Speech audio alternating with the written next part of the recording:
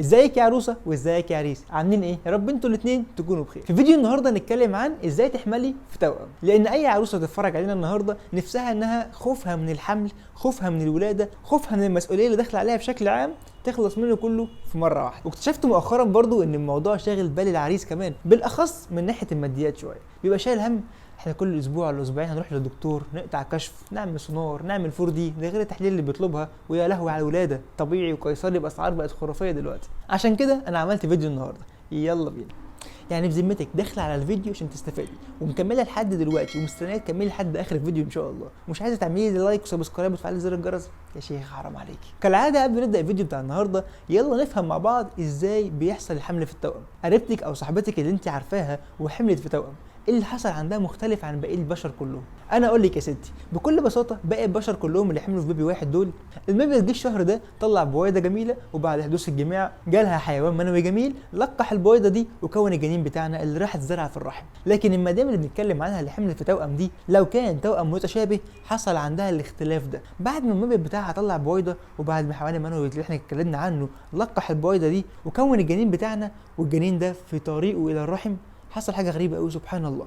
الجنين ده انقسم نصين، وكل نص قرر انه يبقى جنين منفصل لوحده. لكن لو كان توأم غير متشابه، فالمبيض من الاول اصلا طلع بويضتين اتنين، وكل بويضه منهم جالها حيوان منوي منفصل. كل حيوان منوي من دول لقح البويضه بتاعته وعملوا جنينين منفصلين من البدايه، مش كان واحد وانقسم بقى، لا ده من الاول بويضتين وحيوان منويين عملوا جنينين صغننين. الجنينين دول راحوا للرحم وزرعوا فيهم وكملوا سكتهم ان هم جنينين منفصلين تماما، وحمل في توأم برضه. نخش في صلب موضوع فيديو النهارده، نتكلم مع بعض عن ازاي تحملي في توأم. ولان انا مش متعود اكذب عليكم ولا بحب اخبي عنكم حاجه، التوأم المتماثل انسوه، ده مش بايدنا، مفيش حاجه بايدنا خالص نخليكي تحملي توأم متماثل، لان زي ما اتفقنا هي بويضه وقررت بسبب لا يعلمه الا الله انها تنقسم تبقى اتنين. طب احنا هنعملها ازاي؟ هنجيب البويضه ازاي جوه بعد ما يحصل لها تلقيح ونقسمها نصين؟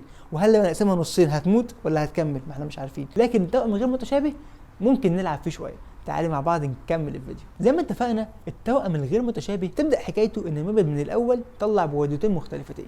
طيب احنا كل دورنا واللي احنا هنلعب عليه فيديو النهارده ان احنا هنحاول نخلي المبيض ده يطلع بويضات اكتر، نخليه بدل ما بيطلع بويضه واحده يطلع اتنين، يطلع ثلاثه. طيب ازاي هنعمل كده؟ بكل بساطه احنا هنزود هرمون اسمه FSH. الهرمون ده هو اللي بيخلي البويضه تكبر جوه المبيض، هو اللي بيخليها تستعد انها تخرج وتقابل الحيوان المنوي. فاحنا دورنا كله ان احنا هنحاول نزود الهرمون ده قد ما نقدر عشان يطلع بويضات اكتر من المبيض، وبالتالي يحصل لها تلقيح من حيوانات منويه اكتر ويدينا اجنه اكتر. الموضوع يبان بسيط، لكن تعالوا نتكلم مع بعض عن الطرق اللي بنزود بيها FSH. اولا في طرق وحالات في جسمك طبيعيه جدا بيزيد فيها الهرمون، تعالوا نتكلم عنها الاول. رقم واحد ان مؤشر كتله جسمك يكون فوق ال 30.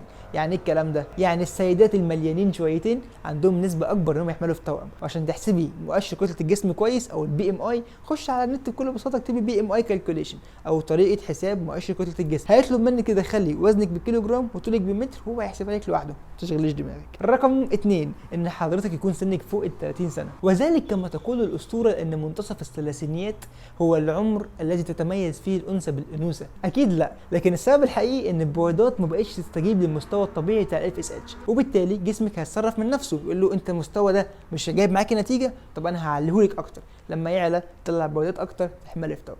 اتكلمنا عن السن، اتكلمنا عن الوزن، تيجي على الطول برضه بيقولوا ان الطول لو فوق 165 سم هيبقى عندك مستويات من هرمون FSH اعلى. في حالتين كمان ليهم علاقه ببعض شويه، واحده بتقول لك لو انت حملتي وانت بترضعي تحملي في توأم، سبحان الله، ودي قايمه على فكره ان الرضاعه الطبيعي بتخلي استجابه البويضات للFSH قليله، فنفس الفكره اللي اتكلمنا عنها من شويه، جسمك هيعلي نسبه الFSH في جسمك عشان يخليهم يستجيبوا. والثانيه بتقول لك ان لو كنت بتاخدي برشام منع الحمل بقالك فتره ووقفتيه مره واحده، خلال شهرين من انت موقفتيه لو حصل حمل ممكن جدا تحملي في توأم. ودي برضو بتعتمد على نفس الفكره، برشام منع الحمل كان حابس المبيض بتاعك، فجاه ما بقاش موجود، مفيش حد يلم كل البويضات اللي جوه دي، فبالتالي اول ما يشموا ريحه FSH كلهم عايزين يتخانقوا مين يطلع الاول، فيستجيبوا FSH بشكل اعلى من الطبيعي، فيطلع كذا بويضه في نفس الوقت. واكيد بقى مش محتاج اقول لك لو عندك حد في عيلتك او في عيلته حمل في توأم، فانت عندك احتمال تحملي في توأم اكتر، وكل ما الحد ده كان اقرب ليكوا كل ما احتمالك انت تحملي في توأم بيعلى اكتر. والكتب بتقول ان كل الافارقه اساسا عندهم جينات بتساعد ان هم يحملوا في توأم. ليه مش عارف، دي الجينات هتدخل فيها من عند ربنا. قول الحمد لله انت من الافارقه. اخر حاجه بقى، اقاويل بتقول ان اللي بتاكل لحمه كتير، بسم الله ما شاء الله، بروتينات كتير، او بتشرب او تاكل منتجات الالبان كتير،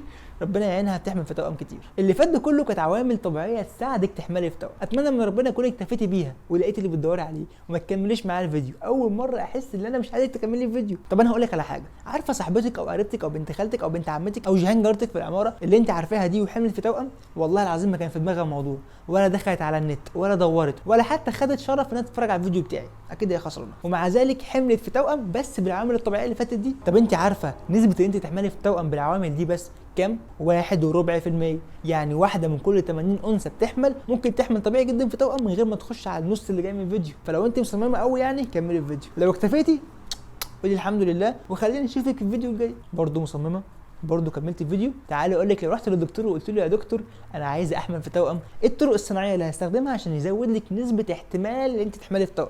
يلا بينا. في طرق علاجيه وفي طرق تدخل جراحي. طرق علاجيه انه ممكن يديكي برشام زي كلوموفين او كلوميد. يعني البرشام ده كل وظيفته في الحياه انه هيزود لك هرمون الاف اس اتش، مش اكتر من كده. كل وظيفته هيعليك هرمون اف اس اتش فيخلي المبيض الجميل بتاعك يطلع بويضات اكتر فتحملي في توأم. الطريقه الثانيه هي التدخل الجراحي وهي الحقن المجهري، وهي ان الدكتور بعد ما جهز لك بويضات كتيره بنفس الدواء او بايا كان الدواء اللي استخدمه مش هيسيب لك الموضوع كده سبهلله، لا هو هيخش بنفسه بابره يسحب البويضات دي كلها ويشوف الانسب فيهم ايه ويبدا يعمل تلقيح بافضل الحيوانات المنويه اللي هو شافها ويختار الاجنه المناسبه ليكي ويعمل لها زرع تاني في بطانه الرحم عندك. هنصحك نصيحه سريعه جدا، وهي ان الدكتور هيتابع معاكي نمو البويضات دي اول باول. مش هكون ببالغ لو قلت لك ان انت هتروحي له يوميا عشان يعمل لك سونار يشوفهم كبروا في الحجم قد ايه. فلحد ما الدكتور يقرر ان ده حجم مناسب جدا ويديكي حقنه التفجير، بلاش يحصل جماع بينك وبين زوجك ارجوكي. دي الغلطه اللي كلكم بتقعوا فيها. بيحصل جماع بينك وبين زوجك وغالبا بيبقى فيه بويضه فرقعت، بيخش لها حيوان منوي يلقح البويضه تحملي في بيبي واحد وتبوظوا كل حاجه. حاجه اخيره اختم بيها الفيديو هي ان ضميري بينقح عليا قوي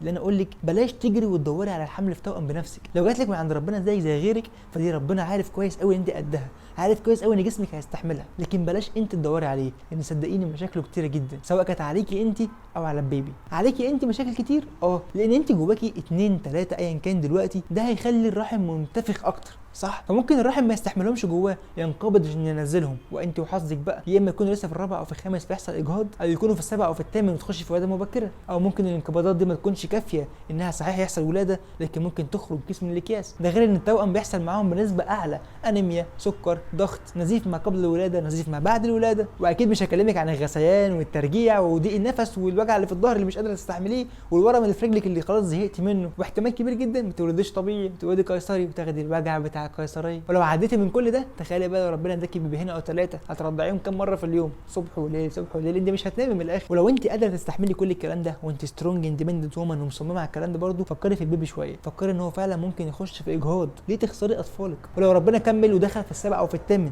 دخل في ولاده مبكره، دخله حضانه ليه؟ وبدل الحضانه هيبقى 2 أو 3، يعني انت تشوفي بقى تدفعي كام في اليوم. ولو حتى عديتي من كل ده انت اصلا تتلخبطي بينهم. Guys, which one is Hyzen?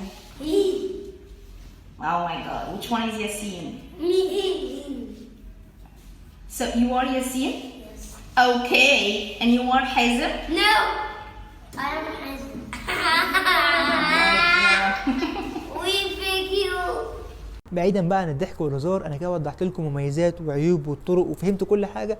يا رب يكتب لكم خير. اللي نفسها في توأم قوي ربنا يكرمها بتوأم، واللي نفسها تحمل حتى لو في بيبي واحد ربنا يديهولها ويكرمها بيه ويجعل لها ذريه صالحه. ويا رب يكون فيديو النهارده افادكم. لو عندك اي استفسار اي سؤال حط لي في التعليقات تحت، ولو حابب تتكلم معايا بشكل مور برايفت اكتر هتلاقي لينكات الانستجرام والفيسبوك بتوعي في الوصف تحت، كلموني برد عليكم بنفسي. اشوفكم ان شاء الله في الفيديو الجاي.